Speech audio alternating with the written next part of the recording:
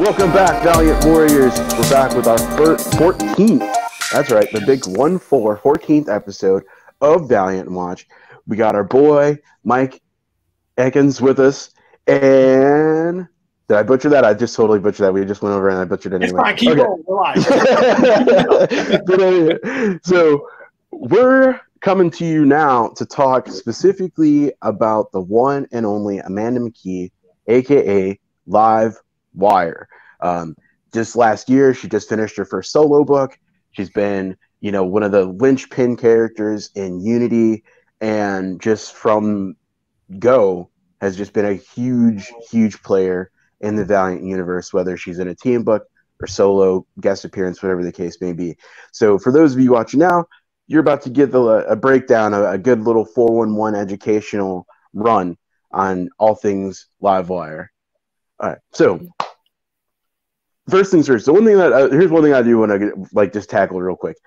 Let's talk about how weird it is, but greatly weird, how big of a difference old classic Livewire was from 2012 Livewire, because a lot of people don't realize this, but she was a character from before, and she was not very important, and she was just kind of like a white woman who was a goon for Harada that didn't really do too many things of relevance. So it's pretty wild, just to see what she's become from such an obscure character. How do you guys feel about that one? Thoughts?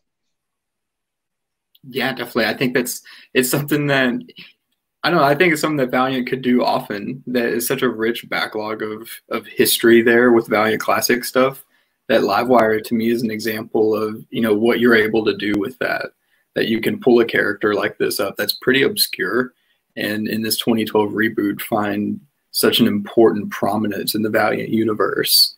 And as we're going to talk about later, it's a character that I think is more special than maybe even Valiant realizes, because these humble origins have turned into something pretty magnificent that led to a solo series for Livewire. And when you look at that character who maybe was kind of just a goon for Harada that only had a few panels here and there, that this character is someone who could hold their own series. Just good stuff from Valiant. And there's a lot to talk about with Livewire, but maybe not so much with the classic stuff. Yeah, I think the biggest thing is just it shows that you can, a lot of people are very quick to be negative about change, especially when it comes to changing, the ethnicity of characters and this, that, and the other, for, just doing it for the sake of diversity. But a Livewire is a perfect example of the fact that you can do all of those things and do them well, and it just completely shuts up all the naysayers. I mean, I think that's one of the few characters who's ever had their ethnicity changed too. I can't think of anybody who's ever started a rally cry against it. You know what I mean? Yeah. And even it almost reminds me of, say, Michael B. Jordan in the new Fantastic Four movie, right? The newest Fantastic Four movie. Movie's not good, but you never see, but you've never, whatever, Joshua Trank, he'll probably add us later, but it'll be okay. But you never hear anybody complain about Michael B. Jordan as the Human Torch. Livewire is the Valiant equivalent, because when something's done so well, you can't, you look like a crazy person to try to stretch to find something negative to say about it. Which I think that says a lot just in the character right there, that they made her into this confident, strong Black woman who just resonates that energy, Yeah. Yeah, absolutely. And especially right now when we're trying to do what we can to elevate Black voices in comics, and this representation is important for what Valiant is doing. And I think this is something that resonates right now more than ever, and definitely warrants a discussion on for a whole episode. But it's something that touches on, we're going to talk about it in the Livewire series. I mean, you have the is it the Riveter pose where she's Mhm. doing the strong arm. You know, these things are, it really strikes home on a lot of stuff. I think they're aware of what they're doing, but it's just cool because this is something that you almost want to see more from the big two. You know, and you want to hold up Livewire as an example of what can be done with characters. And I think it's important that we kind of touch base on that in what Livewire brings to the table. Yeah, I think, Nick, you hit on something where you had that Rosie the Riveter pose and that strong female presence. The reason why the big two couldn't really pull this off the way that Valiant did, and you know, the creative team with Vita and everyone that did the standalone series, was it was done right. You know, it had that right feel. It had modern issues in it. It had modern topics in it, but it wasn't over the top. It wasn't badly done. It was just good, you know, and it makes you want to read more of it, as Ken was saying, that this character, Livo, yeah, okay, unless you were really engulfed in like older Valiant stuff, you know, it was kind of like, right? But now, and not to kind of, you know, jump the gun here talking about the series and stuff, but, you know, reading these issues, I mean, you feel empowered. You know, you feel it. You see her struggles. You see the lessons she's learned, and of course, towards you know, stuff starts unraveling 11 and 12, and there's that little maybe a morality lesson there of, you know, kind of, well, who's right, no pun intended, you know, and who's wrong.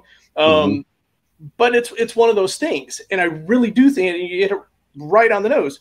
Yeah, we should hold this book up and go to Marvel and DC, but a lot of their, I'm going to say a lot of their stuff, wrong choice of words, but some of their stuff, when they do try to inject those modern themes for modern times, sometimes it's over the top and it doesn't feel authentic. Everything you're reading in Livewire feels authentic. Super authentic book. So true. Yeah. And I think you touched on something really interesting there, that a big part of why diversity in the big two has been an issue is that it doesn't feel genuine a lot of the time. You know what I'm saying? Like, I think they had was it like Snowflake and Safe Space or something, is like some new characters that are gonna be in the new Warriors or whatever. And like, that's funny, and don't get me wrong, and like, you know, yay for more diversity, but at the same time, like, okay, is it going to be a parody or like a self-aware parody? Because then that I can kind of get with that. But otherwise, it's like, it's so ham-fisted that it's kind of like, okay, like Philip Morris contributes. This is my tin hat moment, but like Philip Morris and all them like contribute to, say, like Truth.com commercials and stuff, and they're also over the top that like when people see it, you don't ever actually go, yeah, that makes me want to quit smoking. You're like, these people are lunatics.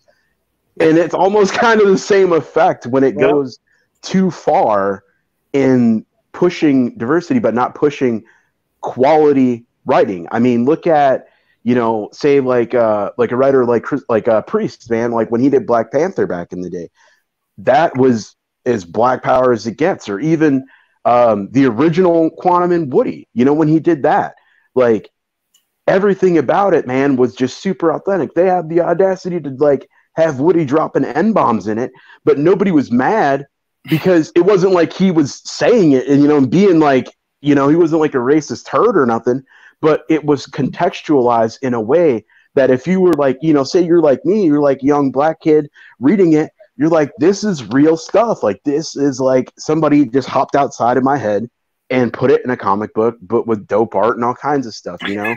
and that is like the difference between, you know, a lot of something like, I feel bad, like I'm throwing shade, so I don't want to keep naming other big two books, but let's just say a lot of the big two books in something like Livewire. Like, Livewire is essentially, I would say it's one of those books, like it's the standard. Like, if you're going to write like a Kung Fu book, you look at something like Ed Brubaker, Matt Fraction, Immortal Iron Fist.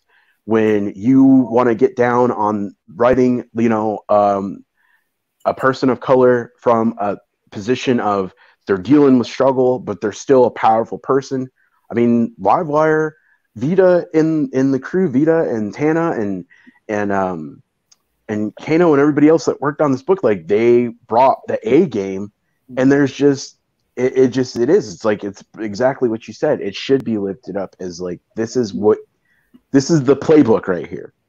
Mm-hmm. Like if what you're doing doesn't feel this genuine, then maybe go back to the drawing board and come back with something that's not, patronizing. You know what I'm saying? Like just tell a real story. Yeah, and I think Vita just captures that just magnificently. But Livewire has had a pretty interesting run up until the point where Livewire gets her own series, and Vita is able to really capitalize on that and flesh this character out a little bit more. So, I mean, with 2012 comes around, you've got Livewire, who is basically, with Harada through and through, and that changes, to say the least. And that ride that we go through, because I started to go back and read the Harbinger Wars 2, which was such a significant moment for Livewire in the Valiant universe, because it really sets up this solo run that Vita used, or that Vita did. Livewire in the Harbinger Wars 2 is, I feel like, a totally different character, going through so many different things and finding their place not only in the greater Valiant universe, but kind of within their self, or in an introspective sense. And I think it's in the prelude where you get the moment that I feel is iconic. Like, I feel like this is a House of M level stuff, where Scarlet Witch was like, no more mutants. When Livewire turns the lights off in the United States. Whoops. Wow. I sit there and I close that book and I sit there and think about everything that would happen if we just lost power immediately. All the people in hospitals, the plane that we'll soon see more of, all these things that happen. It's kind of hard to fathom just how critical that moment is for Livewire, and what that means for Livewire as we see this series that Vita did, because it really pushes Amanda into this whole new mental state that she has had to cope with from being a part of Harada. I noticed it's something that kind of helped the character to stand on her own. And I think it was a smart move ultimately. People have different opinions on how well Harbinger Wars 2 was. But I think in terms of how it handled Livewire as a character, it's a great book to read, because there's a lot of cool stuff in there. And it's just so important for Livewire. It's hard for that to not be a part of the discussion at some point. Mm-hmm. Yeah, for sure. And then I touched on a lot of good stuff there. And one thing in particular is, I think it's one of those, Harbinger Wars 2 is going to be one of those stories that's better remembered in hindsight than it was at the time. I can kind of, there's valid arguments on both sides, and there's some stuff that I didn't necessarily fully jive with, but it was one of those, well, it moved the story along, so you just kind of had to accept it. Like Charlie Palmer and the Hardcores guys just being complete D-bags throughout that story. But at the same time, I was like, yeah, but, and Mike can also attest to this too, he's a vet. You meet some turds. Like, not everybody who enlists is a good person. So, you know what I'm saying? So at the same time, it's like, is that out of character? Yeah, kind of. Yes, no, whatever. But the more important thing is Livewire, who's always been, even when she was with Harada, she acknowledged that he was kind of a crazy person and that his methods were extreme. Even when she had his back, her role was to be like the conscience of Harbinger, and Harbinger Foundation. And then, so for her to get pushed to a point where she's just like, let's see what you're going to do about it now. I mean, it really says a lot about her resolve to do what she thinks is right. And more to that, like you're saying in the prelude, when they're like, are those meteors? And it clicks in their head that nah, homie, that is not, she just downed every satellite in, all this, and she owns, the thing that I love about it is that never once in either the Prelude or Harbinger Wars 2 or all 12 issues of the solo series does she ever try to pass the buck when it comes to like some of the crappier parts of that decision. Like, was it the right one? Arguably yes, arguably no. But was her intentions behind it right? Absolutely. You know, it's strangely become more relevant today when we have, you know, like people debating on is peaceful protest the way to go, or should we be burning down Walmart? Like General Ely statues got to go. Like it's, you know what I'm saying? And I think a lot of people now that are being more familiarized and kind of more, being given a deeper understanding of what it's like to be somebody who's been, you know, oppressed and dealt with systematic racism. There's a lot of people who've never lived that before. So now that they're being exposed to that, they can go back and read stuff like Harbinger Wars 2, and it's going to change how they see it. So I think it's going to be one of those stories, you know, like I said, that, you know, a year or two from now, people are going to go back and read it and have a much deeper appreciation for what they were trying to do, even if they didn't necessarily agree with all of the steps along the way, you know? And then, so I guess that kind of moves us up to her solo series. And, you know, I reviewed all 12 issues of it, and which I will be including some links to those once this goes live on Twitter. But also, it was just a great ride from start to finish. You know, I know a lot of people aren't super thrilled sometimes that Valiant books tend to have shorter runs than traditional superhero comics, but Livewire, I think, was a great example of why that system tends to work. You know, they kept it in these tight the 4-issue arc format, but you know, with a great overarching narrative, and all of it was just rock solid from start to finish. Yeah, I mean, definitely. I mean, especially when, I mean, even if you're not, and this is, I mean, I've heard it on this show numerous times. We've talked about it in chat, where you can really pick up Valiant anywhere. You know, even if you haven't read Harbinger Wars 2, you know, Unity, you can pick up Livewire 1 and totally get into Amanda and seeing her resolve and her struggles, both mental and physical, and dealing with her powers and stuff, and be fine. And you could always go back, do some research and stuff like that. But that's one thing that always was really cool about Valiant, even from when they started. You can literally just jump in the pool, the water's fine, and you're good to go. But, you know, we see, you know, Amanda, one of the things that I loved about her series was, it's like you said, Ken, she never dismissed what she did. She always like, yeah, I did it. I did it to save my people, my family, and I'm sticking to my guns. And she always kind of went back and forth. Well, yeah, it's messed up, but I had my reasons. And even as she was, you know, going through the battles and stuff, and they would always kind of, well, you know, you did this, and, you know, man, it's like, I know I did this, but I did it for a reason. It's right. You may think it's wrong, but it's right.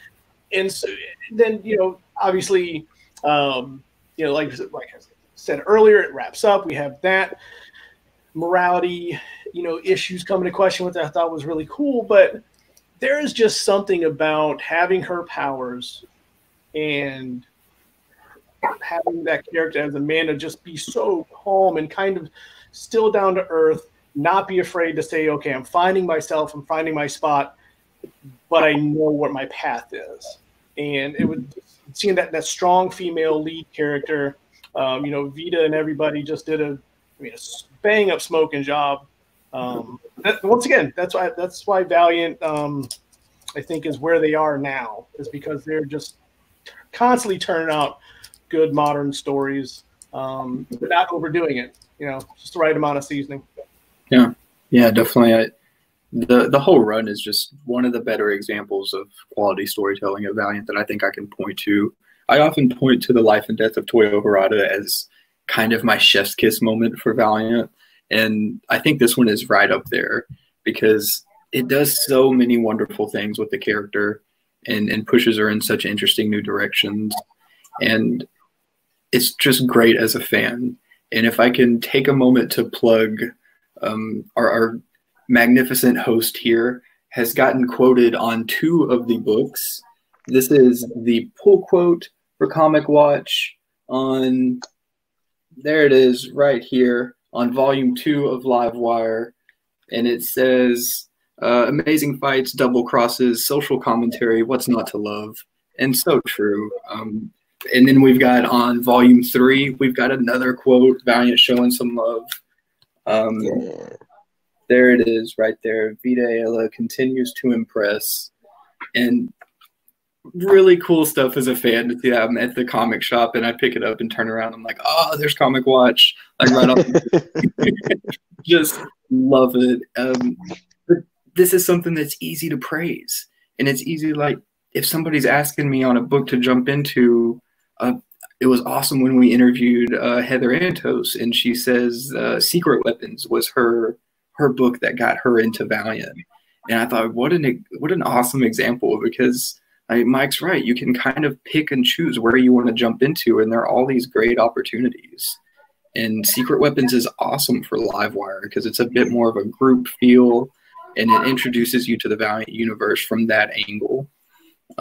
If you're jumping into Livewire here, you're probably going to wonder what happened on why she's on the run like this.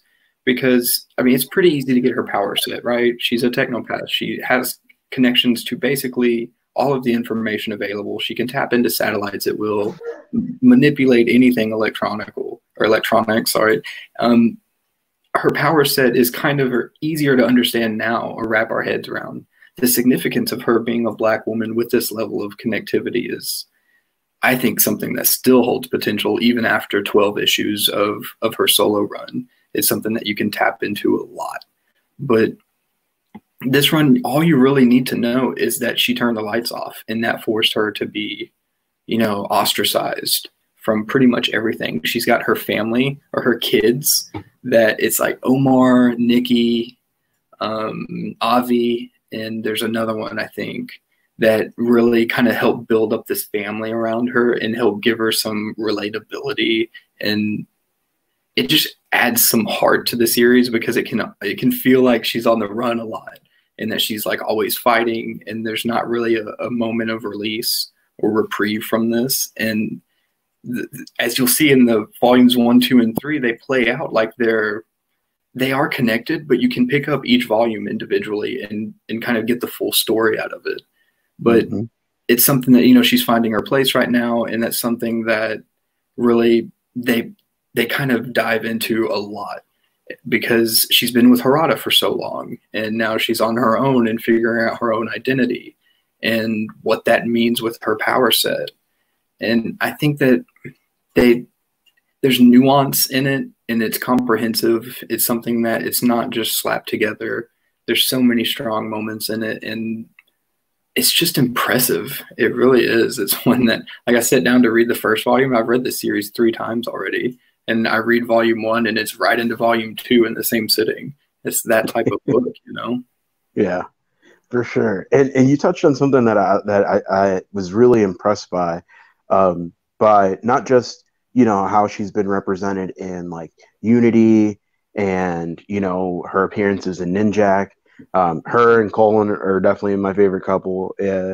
Dr. Mirage and Sean and Huen are close number 2, but Ninjak and Livewire is definitely my number 1. All right, but anyway, one thing that I've always loved about the way she's been represented is the fact that she is multi-layered. You know what I'm saying? Without any kind of stereotypes. Like, when's the last time you saw a comic book about a strong Black woman who, for one, wasn't Storm, and 2, like, you know what I'm saying, wasn't like just doing stereotypical like Black woman attitude, I'm a strong Black woman, don't need no man kind of tropes. You know what I'm saying? It's not very often that they get to be portrayed, that Black women are portrayed as like intelligent and articulate and like not like a scientist nerd who can't hold their own in a fist fight, or like say like all right, like a character like I don't know, like Misty Knight. But Misty Knight is still, even in 2020, heavily influenced by like blaxploitation for the good, for the good and the bad, whereas Livewire is like a true representation of, a powerful Black woman who's not defined by pre-established tropes on what that means. And they're not afraid to have her be, I mean, if you really think about with the more grounded nature of Valiant in particular, and her having, I mean, like Dr. Manhattan level control over electronics, so to speak, she is like legit, like in the top 5 don't mess with of Valiant.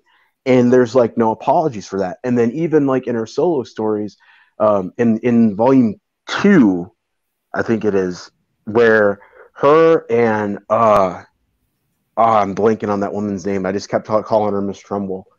And when I was reading it, that was like my brain name for it. When she was fighting with Peace Up and all of their Stockholm syndromed psyops, like they just went straight up toe to toe. She was like, "All right, I'll leave powers out of it and show you how nice these hands are," So it's like they're not afraid to just let her be strong and however she needs to be strong, even if that means, like I said earlier, admitting to fault, because that's something that a lot of people go their whole lives without having the courage to be humble about,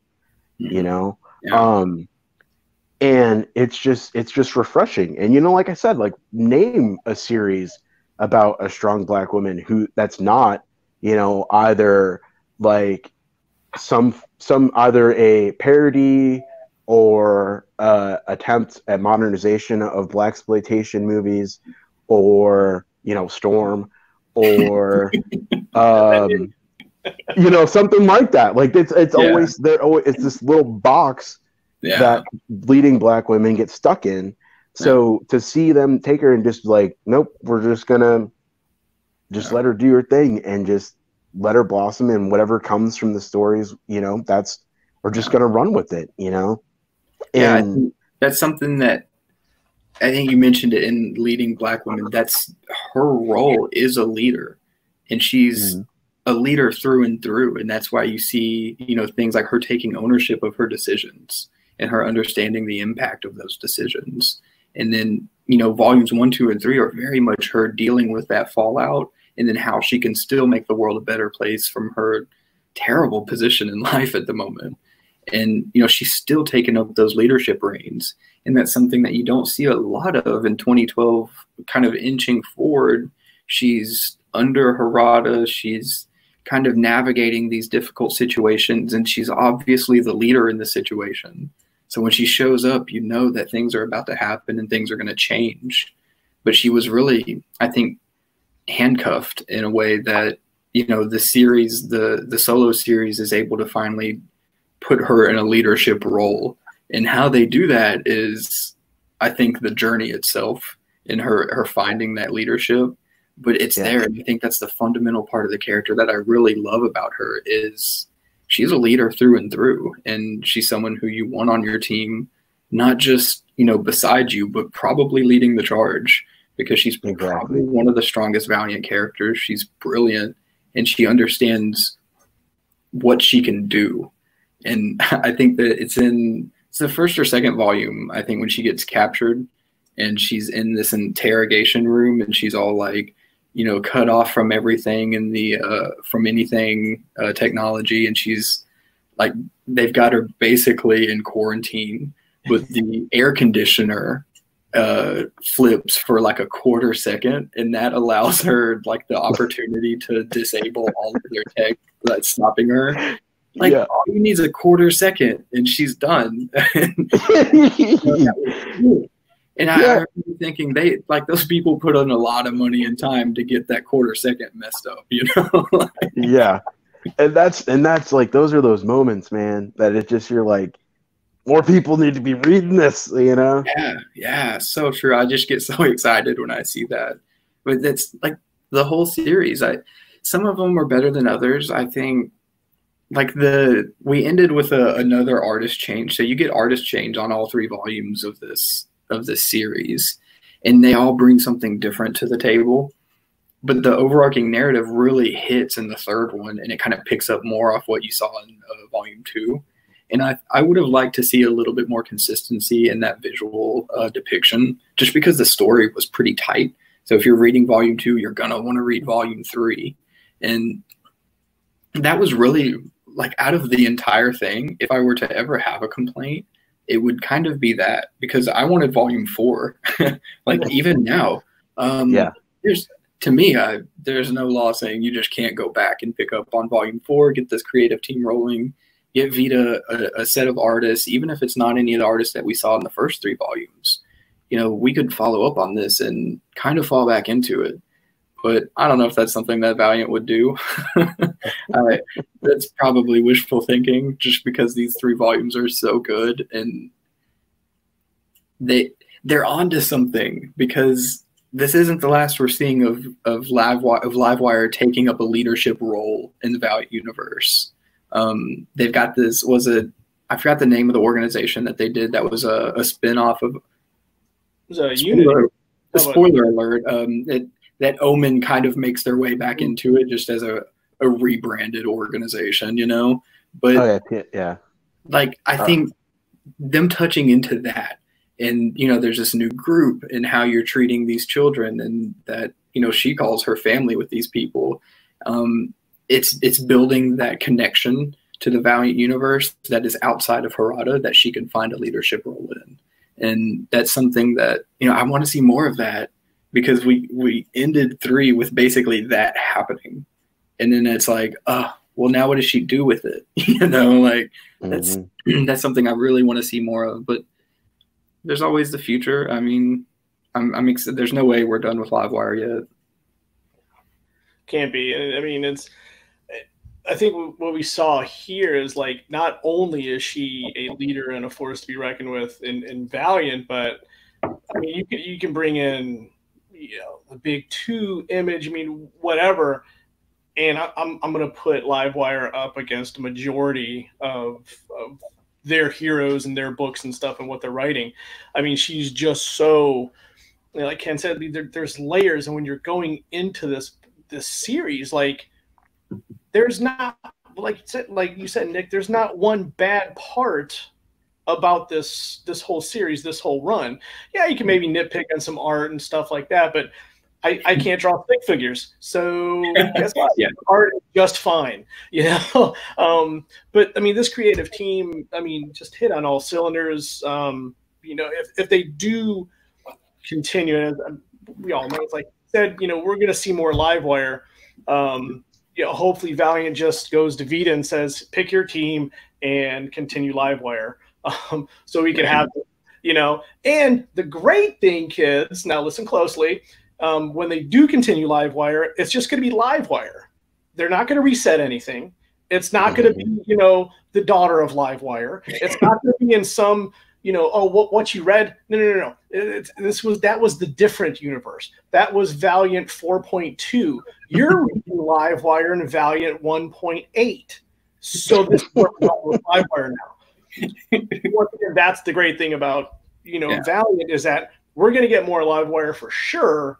And it's still going to continue with that great story that they have just continuously turned out. In rebranding, you know, not even, I guess rebranding is a proper term, what they did with Livewire, and just completely just shattered everything. I mean, it's like, yeah, Livewire. I mean, you can put him up against the dude in the blue tight suit who doesn't know how to use powers. But, you know, yeah. I mean, yeah, Dr. Manhattan, Livewire, probably the 2 strongest folks out there. It's like Green Lantern on steroids, you know? If I could plug, the series also had some of the best covers that I have ever seen in any series. Like, going through these trades, I thought, like, how did I miss all? There's so many, like, great wallpaper materials. I just want to, like, get on my phone and just, like, always have them. I think my favorite was the cover from issue 12. Let's see here. Yes. I mean, magnificent stuff, and there's so many good ones. Nobody really talked. Not enough people talked about how great those covers were for this book, and it was through the whole run. Yeah, it's exceedingly rare to see one series literally just 10 out of 10 every cover from start to finish. And then even like some of I remember Heather Antos, what up, when she was on, she mentioned that they wanted to do the magazine covers, that she wanted to do the magazine covers just to do something weird and a little bit different. Yeah. And if you go back and look at them, they're amazing, because not only is it something that's unique, but when you really look at it, it's like, if you lived in the Valiant universe, that's what I imagine like Rolling Stone would look like. Yeah. Or like fashion covers. Yep. Yeah, the fashion covers, like they're all fantastic, and they don't take away from like Livewire is super dangerous, but she can also be like a beautiful woman too, but like not because arbitrary reasons, but because she's graceful and powerful. You know what I'm saying? It's like it's just another layer that makes her just such a resounding character that when I don't think I've ever met anybody who's ever really sat and read a couple issues of Livewire and hasn't found something that they can connect with. You know what I'm saying? And I think that's it just really speaks to the work that Vita did, and that just Valiant's been doing consistently with the character since the 2012 relaunch. That just shows why they're so unique, in a world where there's a bazillion comic books out there. What consistently makes Valiant the best of the best is that they take their art seriously, and then even I do get with the saying with the art thing, with the artist changes per volume. Yeah. At the first time I read through them all, because I read them all individually as I was reviewing them, that it was a little jarring for the first issue going into the next artist, and then you get used to it and you're like, it happened again. But then when you go back and you read them as complete volumes, one thing that I noted that I really enjoyed about it is that it was almost like Livewire is like an artist, and each volume is like a different album. You know what I'm saying? Ooh. So the art kind of changes to go with it. So it's like if you were to listen to I don't know, say Erica Badu's first album, Baduism, and then whatever the last, I can't remember the name of her last album. There's going to be familiar elements. You're going to be like, okay, this is still the same strong black woman that did Baduisms way back when, but it's changed. I feel like that's kind of how the art hits. Once you kind of get more acclimated to it, for lack of a better word.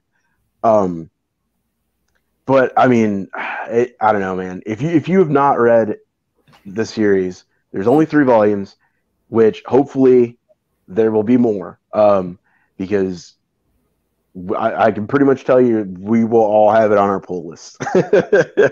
And so Valiant, I know you guys will check it out. Emily, Greg, whisper in the right ears for us. But on that note, gentlemen, let's go ahead and drop some final thoughts and just kind of wrap it up, and let the people know what they need to pick up from this at the end here. Yeah, definitely. I think at the end of the day, if you're looking for Black creators, for Black excellence in comics, we talked about this in one of our shows, and I was kind of the only one to plug it, but Livewire is that choice. I think there's not really a better example to point to, and Livewire's had a crazy run so far, so there's a lot to read. And Ken, you kind of blew my mind with the idea of protesting and what it takes and what Amanda did with turning off the lights. I want to go back and reread that whole run now from that viewpoint.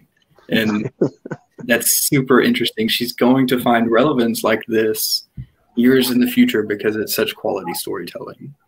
So go pick up Livewire 1 through 3, Harbinger Wars 2, everything you can with Livewire in it.